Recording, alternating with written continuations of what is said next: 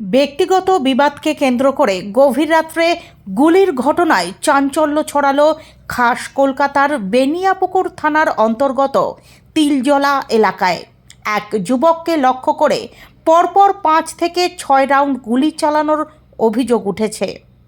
গুরুতর জখম অবস্থায় তাকে রাতেই ভর্তি করা হয় এসএসকেএম হাসপাতালের ট্রমা কেয়ার সেন্টারে। বর্তমানে সেইখানেই তার চিকিৎসা চলছে। মঙ্গলবার সকাল 9টা নাগাদ পুলিশ সূত্রে জানা গিয়েছে গুলিবিদ্ধ যুবকের নাম মোহাম্মদ নিয়াজ।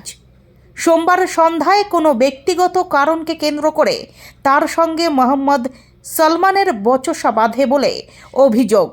স্থানীয়দের হস্তক্ষেপে পরিস্থিতি সাময়িকভাবে নিয়ন্ত্রণে এলেও রাত গভীর হতেই ফের উত্তেজনা চরমে ওঠে।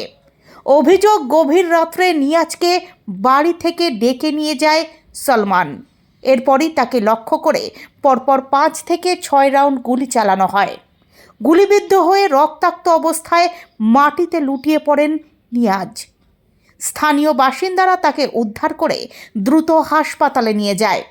স্থানীয় সূত্রে দাবি, অভিযুক্ত সলমান অপরাধ জগতের সঙ্গে যুক্ত এবং চুরি, ডাকাতি ও তোলাবাজির মতো একাধিক অভিযোগ রয়েছে তার বিরুদ্ধে।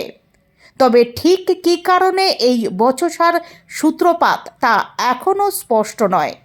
ঘটনার তদন্ত শুরু করেছে পুলিশ।